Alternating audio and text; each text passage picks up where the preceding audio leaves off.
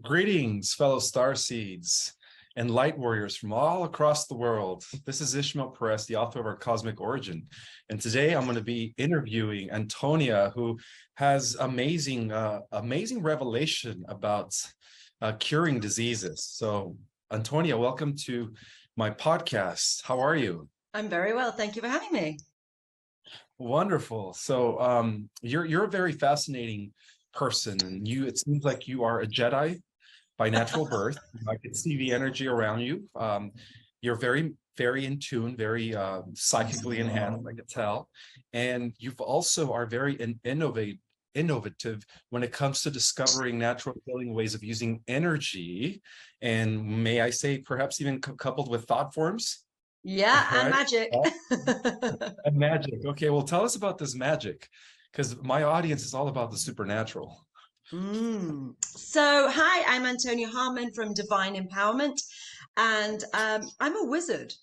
That's how I like to start. That's how I introduce myself, as a wizard. So, I think we have the potential to all be wizards, and I think that your book's largely about this sort of stuff. But what I define as a wizard is someone as just an advanced human. And it's a human who has abilities, supernatural abilities. But there's a quote by Arthur C. Clarke which says, any sufficiently advanced form of technology is indistinguishable from magic. And what I'm doing is using light technology. So I've spent a lot of the last 20 years in a trance state, awakening my latent healing abilities. Even this afternoon, I was like just passed out, and all this new energy was coming in to be teaching my class level 11 at the end of the month. And I think that we're all gods and goddesses who have no idea we're gods and goddesses. And I've awoken a lot of my abilities to be able to do that. So from the beginning, I've been able to do instantly dissolving emotional traumas, which I teach in my level 1 class. You can look at my website and get a free example of that and dissolve a lot of traumas. And I've just been working through and doing lots of awakening work, awakening my energy system, awakening my clients' energy systems. And now I'm getting more and more into bigger diseases. And I'm always looking for that silver bullet, that singular move to be able to dissolve diseases. And I've got lots of different stages about discovery about what diseases really are. And I've just come to something really exciting at the moment. But we have to get there. But it's really exciting what I've just discovered, because I think it's really world changing. Fascinating, fascinating. I've always been intrigued by the supernatural, metaphysical knowledge, and the way of the wizard, the alchemist. I've always believed that wizards and sorcerers have always existed throughout times. Maybe perhaps we don't see them out in the limelight, but when you study the secret knowledge and the way secret societies work, whether for light or dark, it seems like at the pinnacle or at the top, at the apex of all secret societies, there are wizard-like councils. And that has come to my attention at a very early age, right before I wrote my first book, The Secret Government. So I came to the realization that every single human out there has the potential to develop these psychic powers, to become a remote viewer, to astral project, to, through the power of thought forms, manipulate reality from a distance. And much more, of course, the harnessing and manipulation of the elements, telekinesis, all that is within our dormant DNA. So Antonia, tell us, how old were you when you first discovered that you were a wizard, a goddess?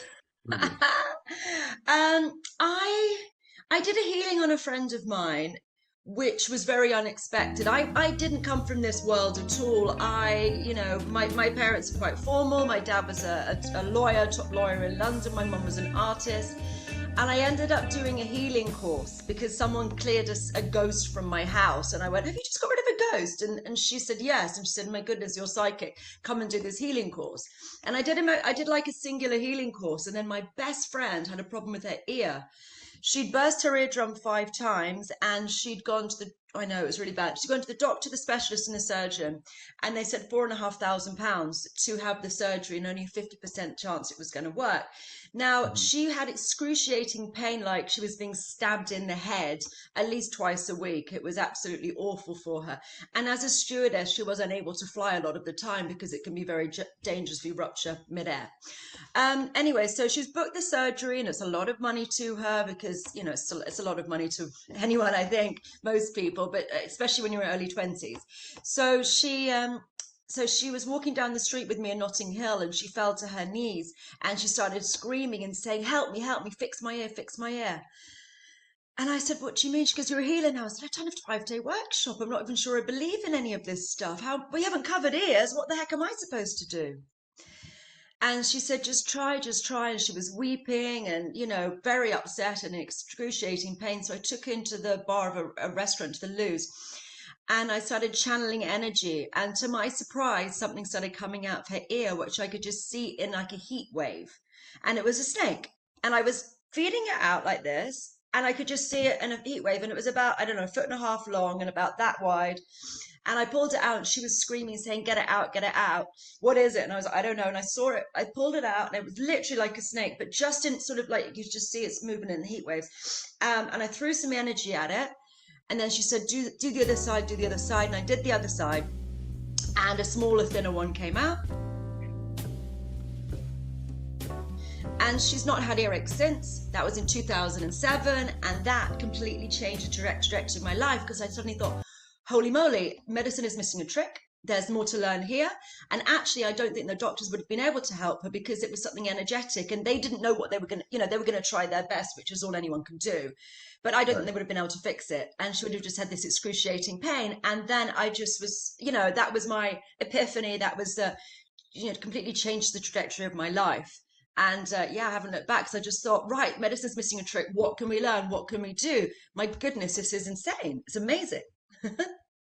Wow, that is a fascinating story. That's amazing.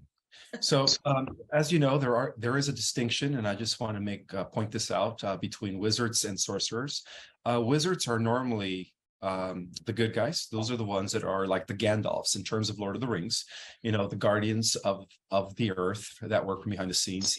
Many have associated them with the ascended masters, who still operate from behind the scenes, who have the ability to integrate their subtle energetic selves to become immortal, right? To ascend and integrate their physical form and not die or age. And many have witnessed, especially in the East, that many of these ascended beings have lived for hundreds and hundreds of years. In case in point, Sai Baba, Babaji, many believe that they were around for hundreds of years before they decided to leave their body into another dimension. So what would you say the distinction is? No, I guess my question is, would you agree that there is a distinction between the dark arts of the necromancers who are into sorcery, that are working the dark magic of the, whatever you want to call them, the dark lords, right, that are controlling the cabal, and then there's also the white magicians, the white wizards that are not considered necromancers or sorcerers. Would you agree that there's a distinction between these two? I always did, and then I heard something a few weeks ago which confused my brain, and maybe I don't know. I don't know. Let me tell you what I heard, and you tell me what you think of what I've heard. Sure. So I always assumed that sorcerers were the bad guys, as you've just mentioned. However, it might be that they've stolen that word, because sorcerer, apparently, according to this person, is about using source energy. It's about source. Okay. I'm not sure if they've changed that word around to mean the bad guys, when actually it's about using source energy. I don't know. There definitely are good and bad guys, but I'm not sure if a sorcerer is the bad guy or not. What do you think? Well, I do know that the warlocks are the black, bad guys, because of the fact that the definition of a warlock means a person who does deal with the dark arts and black magic and so on and so forth. But I've never heard of the concept of sorcerer using source energy, which is very interesting to me. But me too. We do live in a world where there is an interdimensional battle taking place beyond the physical dimension. I would say that, we perhaps have good wizards, bad wizards, good sorcerers, bad sorcerers, however you want to call them. And at the highest level of all secret societies, from what I've discovered, is that we do have a council of wizards. We do have a council of sorcerers. Does that make sense? Yes. And anyway, so they're still around.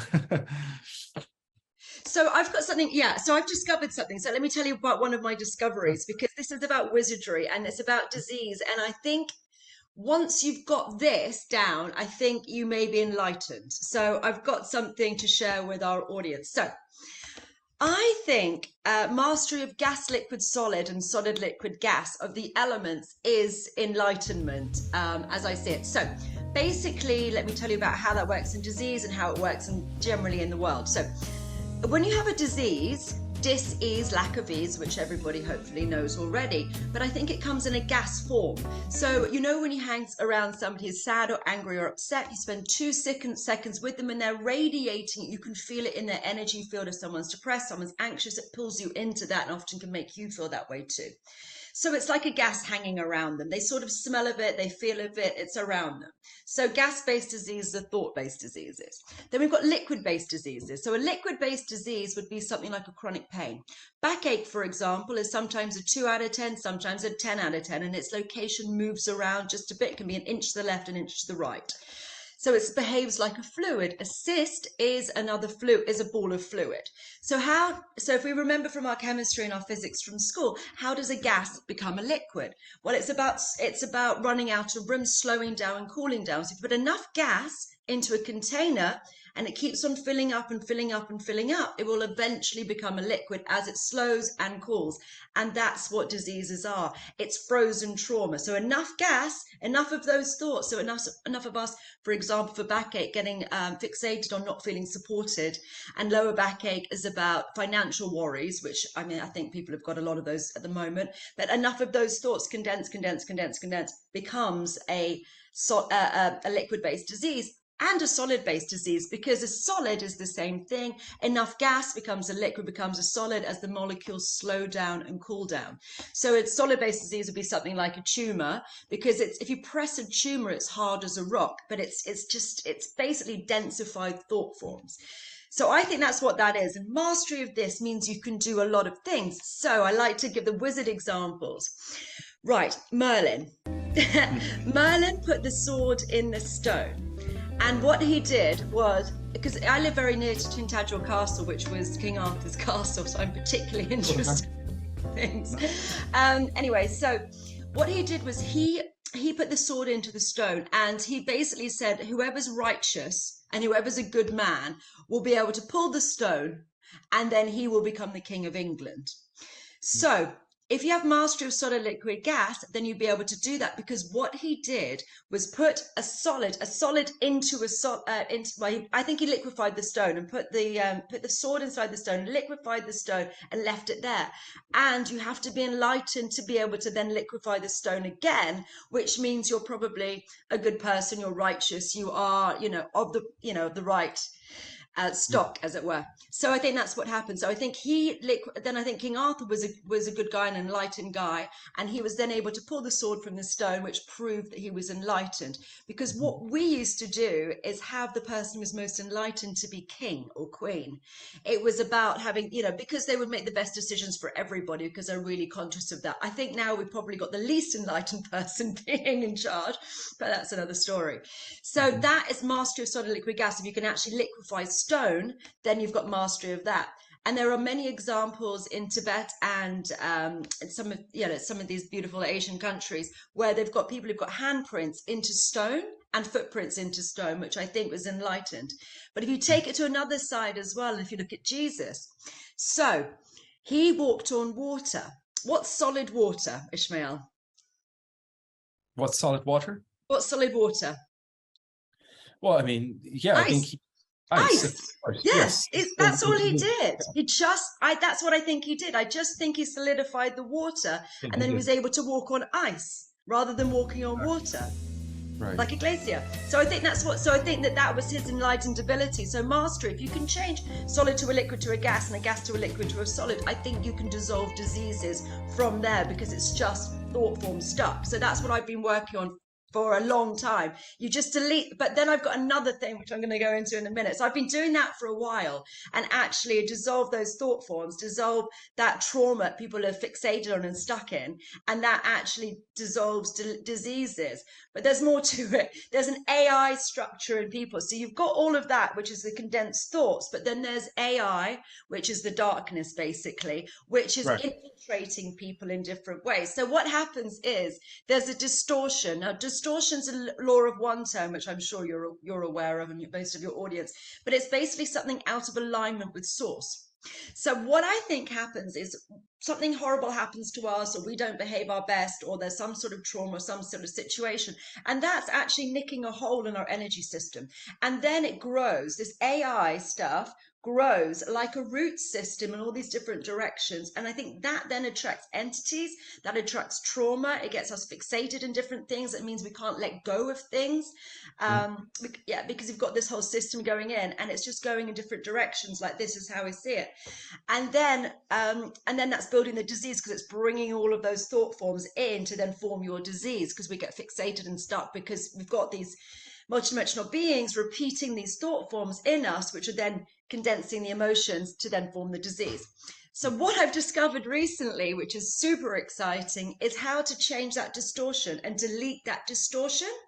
That's my new work, which is really exciting. So when you delete that distortion, it's a singular move instead of having to go. I mean, I've been using this book for a long time, which is fantastic, which is called Metaphysical Anatomy, which tells the emotional reasons behind diseases. I've not written it by someone called Yvette Rose, and I use it all the time, and it tells you the emotions behind things. However, I'm transcending that at the moment, which is what I'm teaching in my next class on level 11, where we just literally nick that bit, and then what happens is that divine light goes down like a lightning bolt into the entire root system, and it looks like that whole thing just falls out of people. That is groundbreaking spiritual information. Yes, thank you. Wow, that is you pretty much broke down the secrets behind alchemy and the way of the alchemist. There we go. I've always known it was more than just transforming base metal into gold, or, well, symbolically speaking, that was the transfiguration of our mortality into an immortal, of course, right? But there is much more to magic and, alchemy and the way of the wizard than just, the philosopher's stone. Yeah, for sure.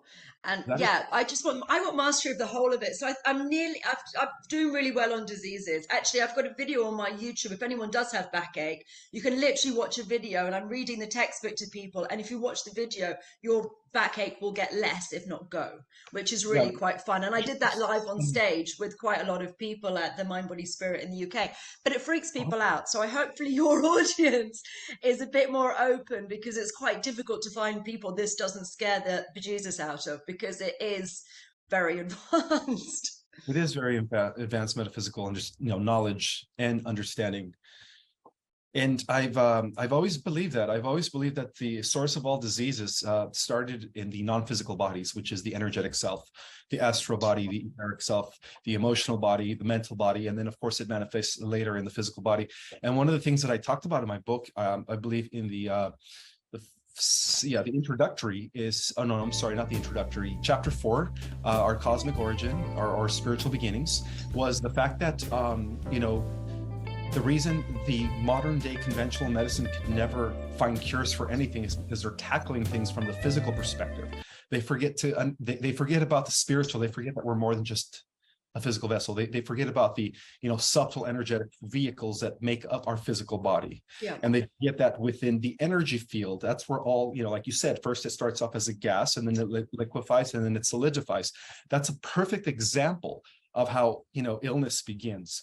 And so one of the things that I talk about there is that when we come to discover the spiritual component of mankind, then we begin to understand the cure and the root, and how to cure all diseases. And Antonia, you pretty much just nailed it. You nailed it. So I wanted to give you like 100%. So, but what people don't really notice, or most people are unaware of, everything goes from a gas to a liquid to a solid. So just an example, my pencil. So what happens is we think of it. So someone designed this pencil. So they think of it in their mind. So thoughts are gases. So they go, oh, okay, what's this pencil going to look like? And then so that's the thought form. That's the gas. And then they design it. So they may design it with a pen on a piece of paper, or they may design it on a liquid screen. A computer is a liquid screen because it's constantly moving, and then it manifests into the physical. Every single thing that was made man-made, and probably a single thing made by source, has gone through those stages from a gas to a liquid to a solid. That's how everything's created. Sometimes you can miss out the design stage and just build it straight into the solid, but most of the time it goes through those stages. It's just creation. It is. And I've always believed that, I believe that before the manifested or before the tangible world, or what they call in science simulation, there was, thought forms, there was the mental universe, everything was mind. And then before the mind state of existence, hold on one second, everything became then solid, So basically everything works in that process, before the existence of the manifest, or what science calls the simulation, right? The tangible world, there was the unmanifest, there was the mental plane first, which is what I call in my book, the etheric plane of reality. And then the always existing realms have to do with what? The spirit realm. The spirit, there is no end to spirit. Spirit is like what science calls, energy. There is no end or beginning to it. It just is. And I always believe that energy is spirit. Energy is conscious. Energy is alive. We live in a conscious universe, in an ocean of energy. It's all around us. And so I've always believed that the manifest is only the 4%. The other 96% of the so-called missing cosmos is what we would consider the other realms of, the etheric level of reality, and of course, the spiritual level of reality. So that makes perfect sense. Well, we can only see less than 1% of what's going on around us. So, there's a lot more to it. And we're basically blind, unfortunately. Right. Well, no, it's not that we're blind. It's just the way we are interpreting reality. Everything's in our head. It's an interface that we're in by being in these avatars. The 5 senses that our body has have been, in a way, programmed to only experience and perceive the 1% of the so-called, full light energy spectrum, where the other 97 or 98% is there, but it's we don't have access to those realms. But I've always believed that those realms are all around us. They're not. Yeah, it's what's really interesting. I read a thing years ago which told me about Native American people seeing a Western boat arriving at the shores. They were some tribal people, and what they did was because they never had a frame of reference for seeing huge ships, because they only had quite small canoes, and it was a big sail ship which had gone across the Atlantic. And they'd never seen anything like it. Because they'd never seen anything like it, they couldn't physically see it. But what they could see, or the shaman could see, was an indentation in the water, and then people standing on the deck, which was slightly below the waterline, and then people standing higher, because they could see people sort of floating in midair and couldn't see the ship because they didn't have a frame of reference for it. So the elder sat for days looking at this boat as it was coming in, because it was wind powered, so it took a while until the winds were in the right direction, and he just couldn't see it. It's almost like a magic eye picture, if you remember those from the 80s and 90s. Until he tuned his eye in, he was unable to see it, and then he did after a couple of days, but it took him a while. So we can't even see things in the physical unless we have a perception of it, or some sort of basis for it. So that's bizarre, because you would think that anything physical would be able to see, but apparently we can't even see things physically unless we're attuned to them in some way. A similar situation occurred when the Spanish were arriving to the North American continent. I believe of Central America. They saw that the waves were moving a little bit faster, but they didn't know why. And then, of course, when the ships landed, it's almost like the Spaniards and the fleets, because they never had a concept of fleets in the ocean, the Aztecs and the Mayans.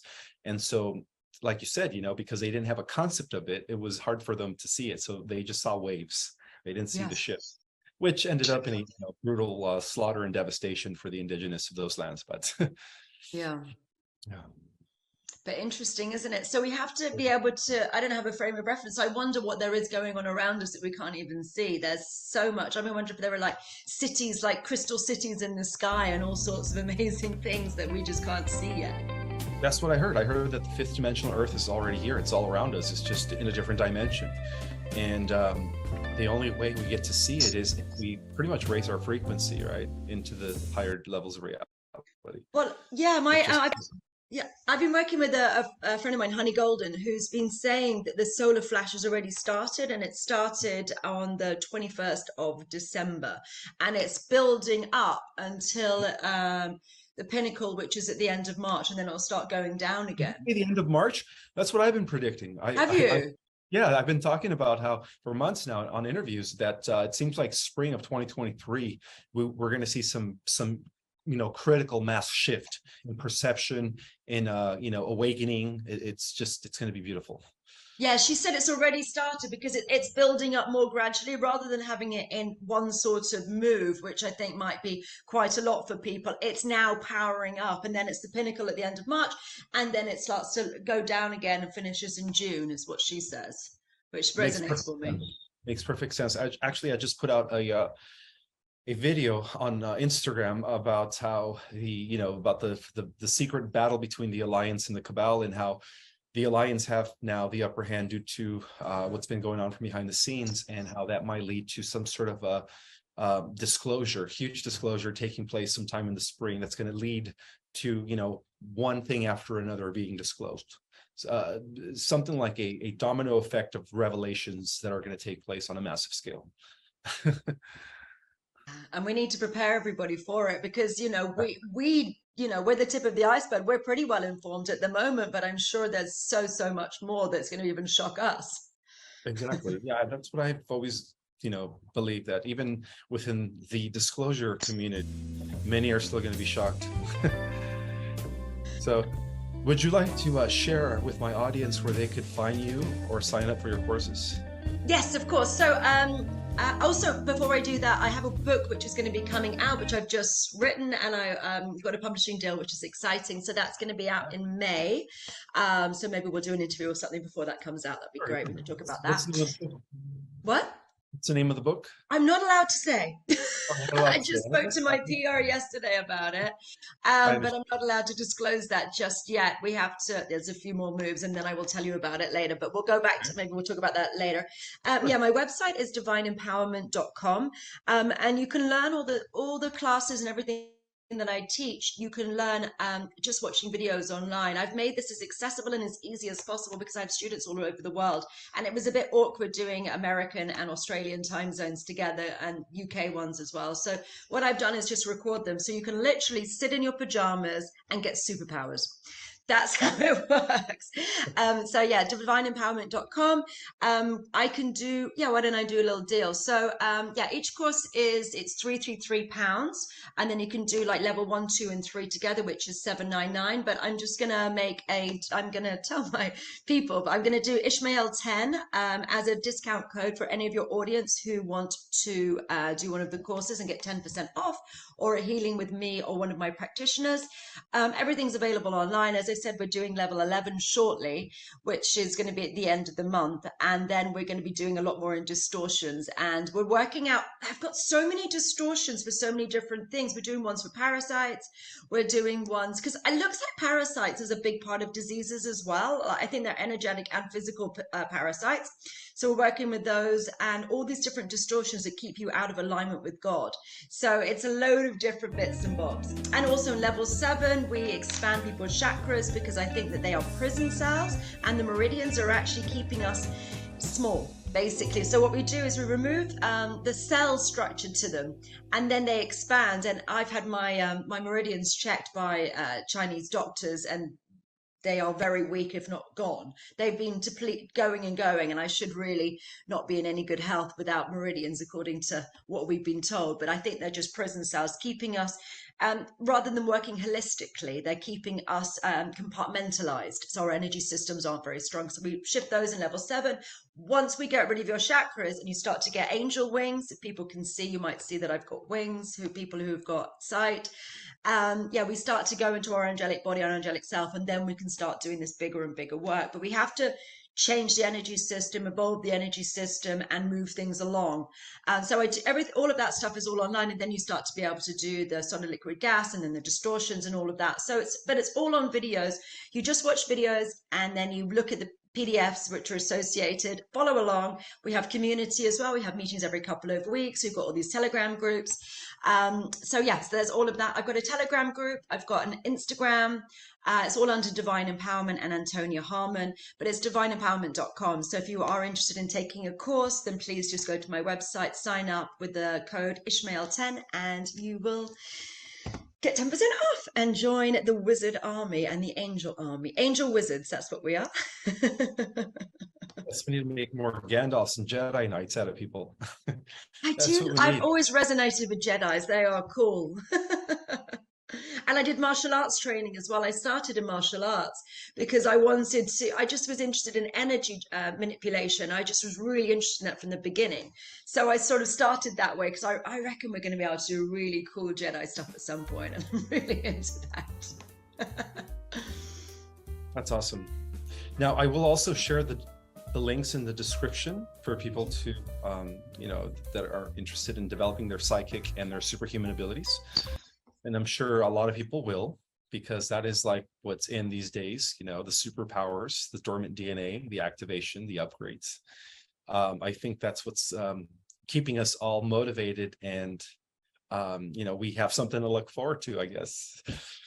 And the thing is, the sooner people start on this, the better it's going to be as the solar flash goes through. If you've already started with your superpowers, then when all this energy comes through, it's just going to be upgraded, upgraded, upgraded. If you can start quite high up, then one, it's going to be easier on your physical body, and two, you're going to have more abilities. And having supernormal abilities or supernatural abilities, either one, it's really badass. It's really fun. And it makes life a lot easier. So, I mean, from level 1, you can dissolve traumas. And if you can go through your life and audit all the different things that have happened to you, which are upsetting, then you stop attracting them. The law of attraction has a dark side as well as the normal side. So if you're fixated on something that's happened to you, maybe there was infidelity in your home growing up, unless you've cleared it from your energy field, you're attracting partners who are going to be cheating on you again and again. So going through and clearing these things out of your system, these blocks out of your system, just leads to a much easier, happier, more flowing life. Makes perfect sense. Makes perfect sense. Cool. It's a pleasure. It's a pleasure to meet another, guardian of the new earth. Out of the UK, is that where you're based? I am in Cornwall, yes, very, as I said, near Tintagel, near King Arthur. I think it's a magical land. They have a special fairy race down here called the Piskies. So, and there's no fluoride in the water down here. I just think there's a bit more magic down here than there is in other places, because they're a bit different. It's Cornish people, right? They sort of keep themselves into a different way slightly down here. Just a bit more magic, a bit more earth. So it's fun. Nice. Now, you're also going to be posting this on your YouTube channel as well, I would assume. Yes, I will do on my Divine Empowerment YouTube as well. And there are lots of other videos on there. Some of them are healings that you can follow along if you want to have some free experiences. There's quite a lot of them where it's me doing a healing on a group, and you can literally follow along and dissolve your traumas, dissolve your backache. As I mentioned, just have a look through my videos, lots of other information there. And I'm doing interviews with different people. I've got one that I interviewed Ishmael a few months ago, so you can watch that one too if anyone's interested. Nice. And it's needed. All this information is needed at this time, because I get a lot of DMs on social media from people who are undergoing some sort of black magic attack, whether it is through parasites or people that are pretty much demonic, or that are into the black arts of, black magic. And I get people that are reaching out to me, asking me for protection, trying to figure out how to, dissolve that, how to get away from that. They feel they're being depleted, and they feel defeated. And so I believe that, your information and what you teach is definitely going to be a solution to a lot of those people that are currently, being drained by, whether it's archon energy, parasites, or other people who are using black magic to bring them down, to destroy them. I think people are. I've got a lot of psychic people that I work with, and I just went to Marrakesh on a retreat, and I was in the car with 3 other healers, and they were saying about attack, and they said, we've been attacked loads, we're really worried about it. And I went, you're doing it wrong. And they was just talking about there was something in someone's dreams, and there were all these physical things and metaphysical things. And I went, you're doing it wrong. And they said, what are you talking about, Antonia?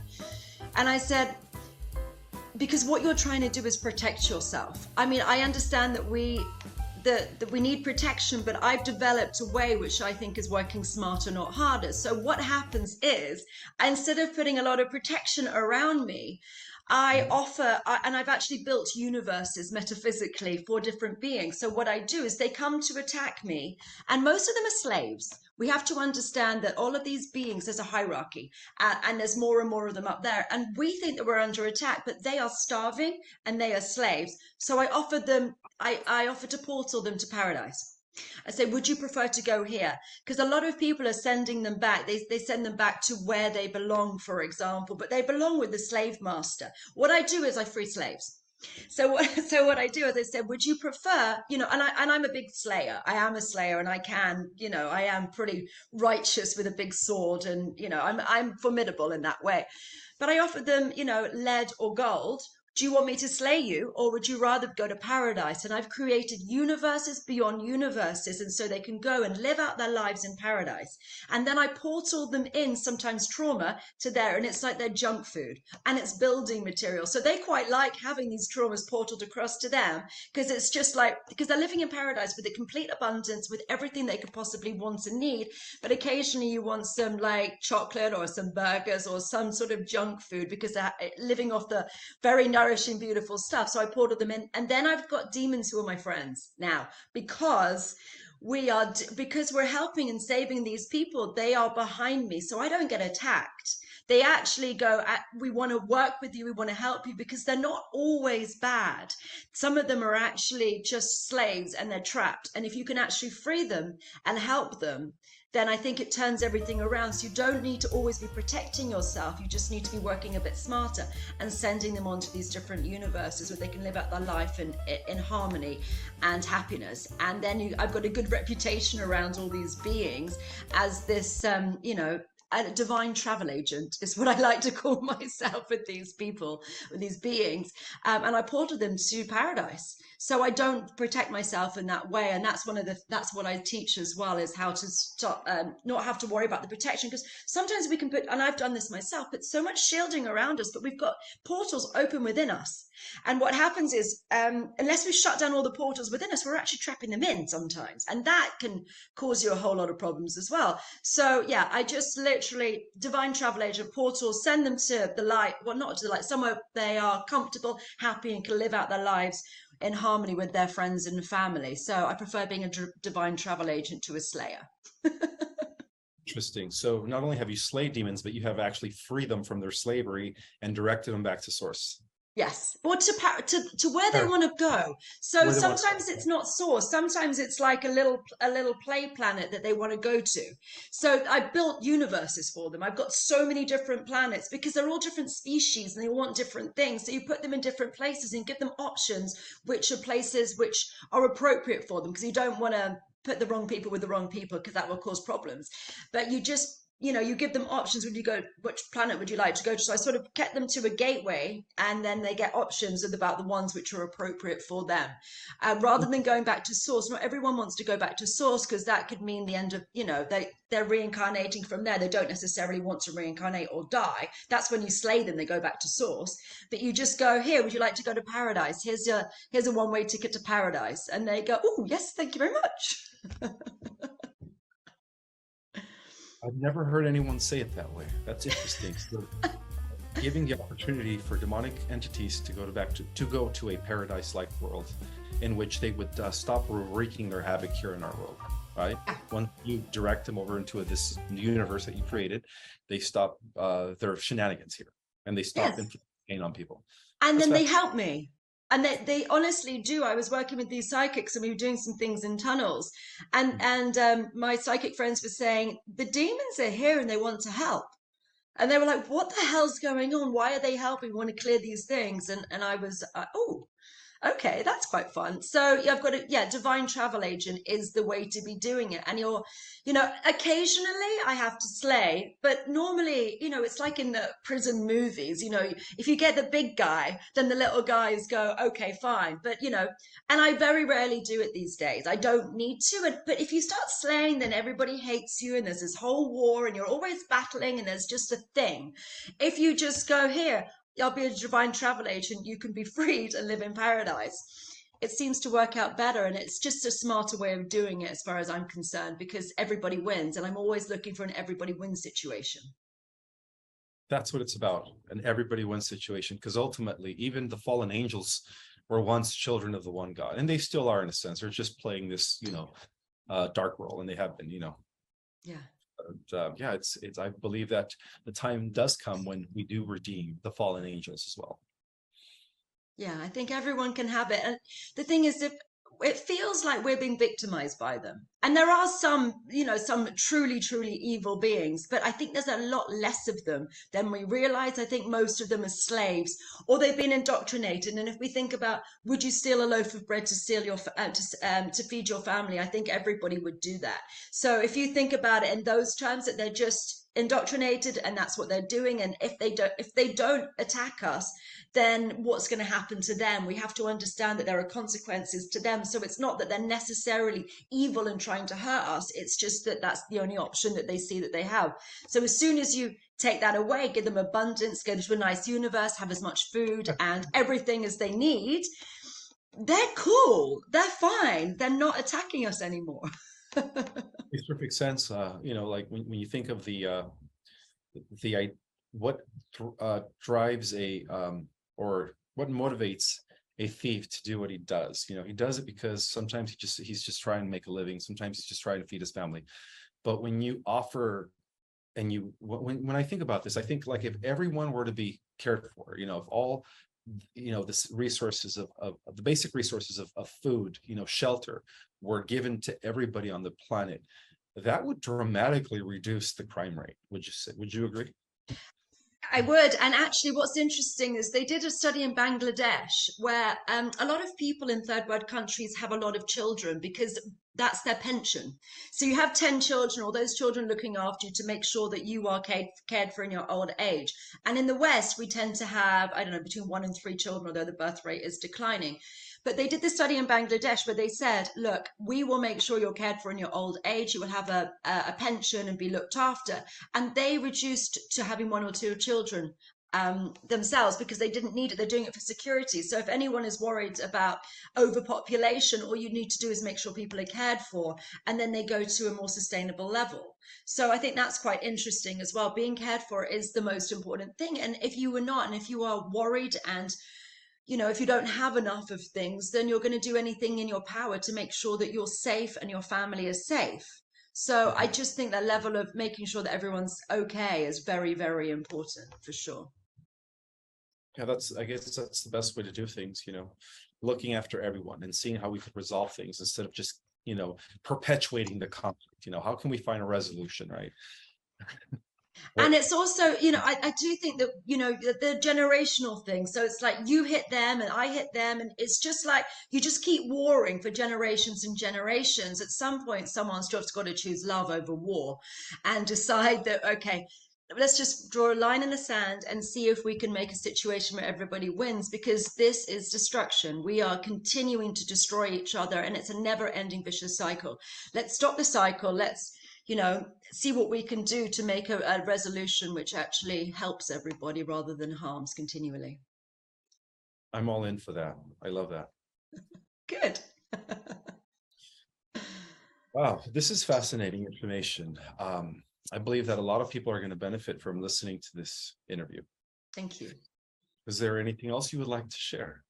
I am recruiting. I need to build this angel wizard army because I just think it's one of the most important things that we can do to, we're very good at healing.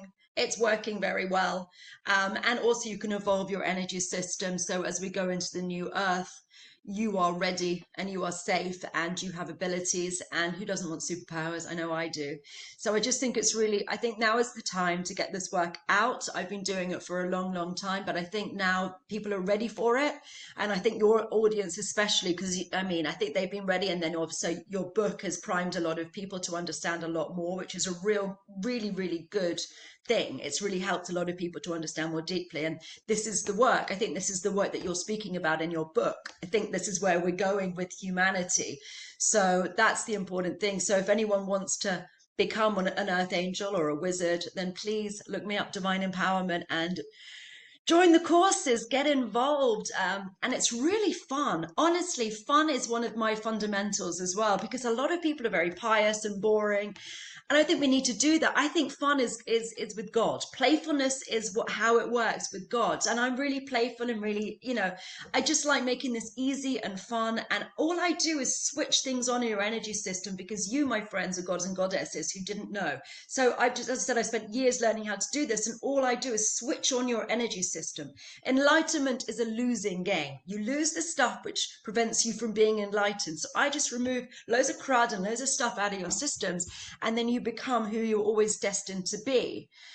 It's really fun, and I hope you guys join in and become wizards too. I will go ahead and put the links in the description for people to click on. And on a side note, I just came out with my second edition, a completely modified version of our Cosmic Origin. Completely remodified the whole book, where it's actually more digestible without any, editing issues. Of course, it reads clearly, and I did add a second chapter. I'm sorry, an additional chapter that's going to segue into the next book. And in this additional chapter, it's all about what happens after the ascension in the future. So it's going to be good. So where can everyone find you, Ishmael? Because this is going on my channels too. I do have a website now. It's called ourcosmicorigin.com, C-O-M. It's just all one word, ourcosmicorigin.com. You could find all my social media links, my YouTube channel. And then, of course, you could order my new book from Amazon. But you do have to click, because right now it's only available as a hardcover. So you do have to click the bottom right where it says hardcover. Otherwise, you're going to get the old edition. And you don't want the old edition. Trust me, you want the new edition. Because it's more digestible, guys. You won't want to put it down. You won't want to put it down until I can say. I'm going to order it right now. Nice. Yeah, I think so. Why not? So yeah, so everyone can find you as well. Your book is fantastic. I really think it's helped a lot of people to open up and learn a lot of our history and what's really going on in the world. And I think you are trending, because I just think it's resonating for people in such a big way. Thank you. Yeah, it's I feel like I'm fulfilling my purpose here as a starseed, so I'm excited. And I hope everyone else can start fulfilling their purpose as starseeds as well. It's time. It's time. This is a call to arms. It's time, everybody, to start. And whatever it is, whether it's my stuff, divine empowerment, whether it's, whatever your purpose is, it's time to learn it and start to live it, because this is what we need, is more people working with their purpose and in their divine mission. Yes, it's time to discover and develop our inner, our divine powers.